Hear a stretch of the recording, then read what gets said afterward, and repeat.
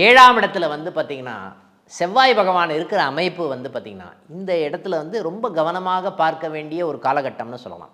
ஏழாம் இடத்துல இருக்கக்கூடிய செவ்வாய் பகவான் வந்து பார்த்திங்கன்னா சில டைமில் இந்த இடத்துல கொஞ்சம் பிரச்சனைகள் இருந்தால் கூட ஒரு ஓரளவுக்கு வந்து அண்டர்ஸ்டாண்டிங் சம்மந்தப்பட்ட விஷயத்தில் ஃபேவரபுளாக வருவதற்குண்டான தன்மை இருக்குமானா இருக்குன்னு சொல்லலாம்.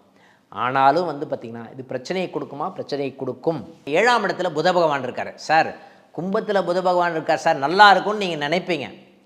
அவங்க குடும்பம் மூலமாகவே ஓகேங்களா, அவங்க பேச்சின் மூலமாகவே ரொம்ப புத்திசாலியாக இருப்பாங்க. இந்த புத்திசாலியான பேச்சின் மூலமாகவே கணவன் மனைவி சம்பந்தப்பட்ட விஷயத்தில் கருத்து வேறுபாடுகள் வருவதற்குண்டான தன்மை இருக்குமா? இருக்கும். சார் ஏழாம் இடத்துல சனி பகவான் இருக்கார் சார், சார் ஏழாம் இடத்துக்குரியவன் ஏழாம் இடத்துல கும்ப ராசி அதிபதி சனி பகவான் அங்கேயே இருக்கார். பாருங்களேன், இந்த கும்பராசியில் சனி பகவான் இருக்கக்கூடிய அமைப்பே வந்து பார்த்திங்கன்னா அந்த இடத்துல வந்து மூல திரிகோண வீடுன்னு சொன்னால் கூட அந்த இடத்துல கான்ட்ரவர்சி கிரியேட் ஆகுமா? கிரியேட் ஆகும். யார் மூலமாக கிரியேட் ஆகும்?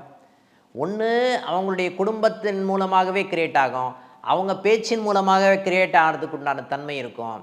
அது சம்மந்தப்பட்ட நிகழ்வுகள் இருப்பதற்குண்டான நிகழ்வுகள் இருக்கா அப்படின்னா இருக்கும். ஏன்னா உங்களுடைய வேவ் லென்த் வேறு, அவங்களுடைய வேவ் லென்த் வேறு.